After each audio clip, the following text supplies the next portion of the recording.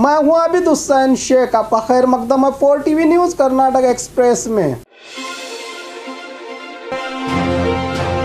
2023 में सिर्फ कुमारस्वामी के नाम की पुकार होगी राज्य में। सीएम इब्राहिम तुमकुरू में जनता जलधारा कार्यक्रम के दौरान सीएम इब्राहिम ने कहा कि 1994 में पूरे राज्य के लोगों में देवेगौड़ा के नाम की पुकार थी। ठीक उसी तरह 2023 राज्य में कुमारस्वामी की पुकार होगी। बीजेपी और कांग्रेस से परेशान होकर जनता जेडीएस पर उम्मीदें लगाए हुए है। पार्टी में बहुत से लोग जुड़ रहे हैं। तुमकुरू के इलेक्शन को लेकर उन्होंने कहा कि इस बार इस क्षेत्र में सातों के सातों सीट चुनाव में जेडीएस चुनकर आएगी और जेडीएस के कार्यकर्ताओं को उनका मान सम्मान दिलाने की जिम्मेदारी पार्टी करेगी, कहा राज्य अध्यक्ष सीएम इब्राहिम ने।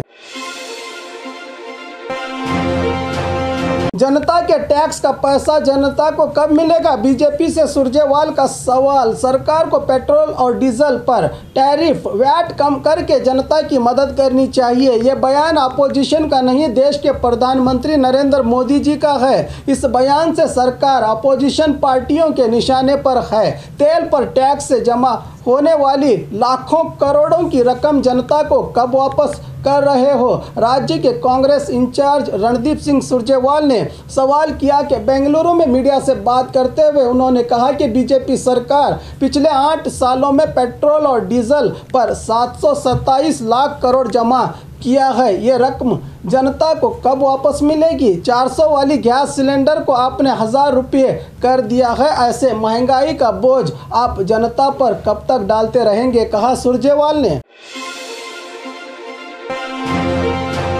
हिंदी भाषा की राष्ट्रीयता को लेकर सैंडलवुड और बॉलीवुड आमने सामने। साउथ इंडियन फिल्मों की लोकप्रियता, पुष्पा, RRR और KGF 2 की शानदार कामयाबी और मशहूर होने से साउथ इंडियन एक्ट्रेस में किच्चा के नाम से पहचान बनाने वाले सुदीप एक कार्यक्रम में इस लोकप्रियता का हवाला देते हुए हिंदी भाषा की राष्ट्रीयता पर ही सवाल उठाते हुए हिंदी राष्ट्रीय भाषा नहीं है कहा।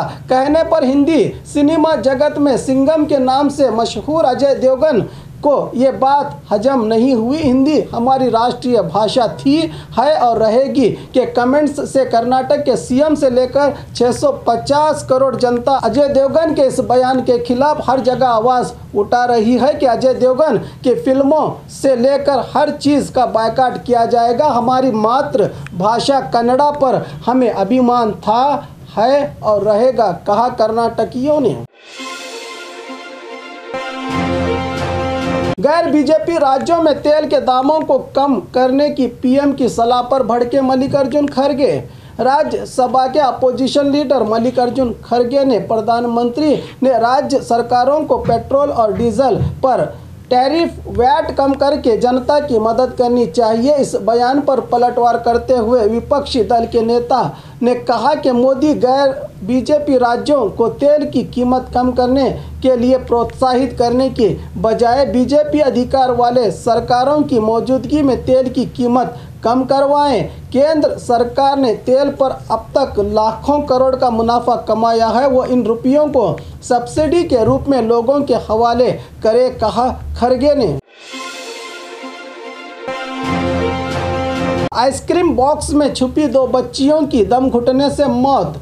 छुट्टियों में अगर बच्चों पर ध्यान नहीं दिया गया तो भयानक हादसात हो सकते हैं। ऐसे कई हादसात आपने बार बार देखे और सुने भी होंगे। आज 2 बच्चियों ने आंख मचोली खेलते हुए अपनी जाने गंवा दी। जान गंवाने वाले बच्चियों की पहचान 12 साला काव्या और 7 साला भाग्य की नाम से हुई है। मैसूरू जिला नंजनगुडु तालुका के मिसगी ग्राम में दर्दनाक ये घटना घटी है। आंख में चोली खेलते समय ये बच्चियां आइसक्रीम के बॉक्स में छुप गई, लेकिन दोनों बच्चियां बॉक्स का दरवाज़ा खोलने में नाकाम होकर दम घुटने से इनकी मौके पर ही मौत हो गई। 2 घंटों की तलाशी के बाद ये मामला सामने आया, जिसको लेकर फिलहाल पुलिस में कोई शिकायत नहीं की गई है दर्ज।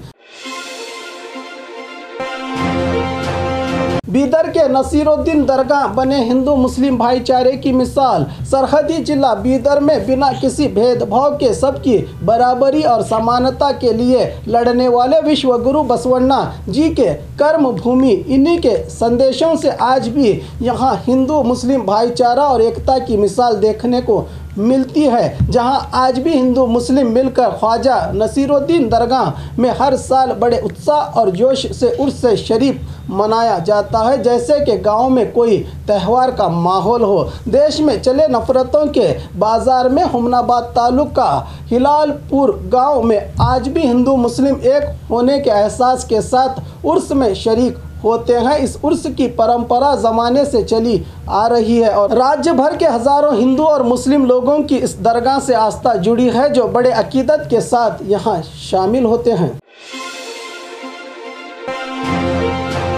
पीएसआई भर्ती एग्जाम की जांच सही तरीके से की जाए, प्रियंक खरगे का बयान। पीएसआई भर्ती परीक्षा गैरकानूनी तरीके से होने के मामले में एमएलए प्रियंक खरगे ने फिर एक बार बीजेपी पर निशाना लगाते हुए गुलबर्गा जिला के साथ बेंगलुरु की सीआईडी टीम भी इसकी जांच करे तो विधानसभा में कौन कौन से मंत्रियों को इस घोटाले से हिस्सा पहुंचा है, इसका खुलासा हो जाएगा। इसको करने की मांग की प्रियंक खरगे ने और कहा कि मुझे नोटिस भेजने से क्या होगा, बीजेपी को कानून की जानकारी कम है, मुझ पर कोई भी सेक्शन लगाकर मुझे डराएंगे, ये मुमकिन नहीं है, कहा खरगे ने। सीआईडी के नोटिस का जवाब जो देना था मैंने दिया है, कहा प्रियंक ने।